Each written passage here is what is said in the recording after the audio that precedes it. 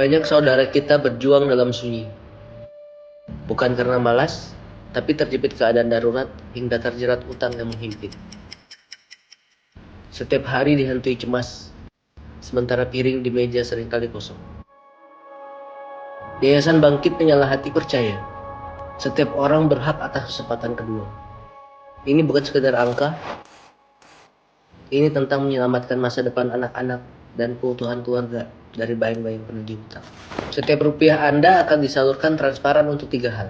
Pelunasan utang pokok darurat, pendampingan literasi keuangan, dan suntikan modal usaha agar mereka mandiri. Mari nyalakan kembali harapan, sedekah yang terasa kecil bagi kita bisa jadi jawaban atas doa mereka di sepertiga malam. Klik tautan di bawah dan bantu mereka merdeka finansial sekarang.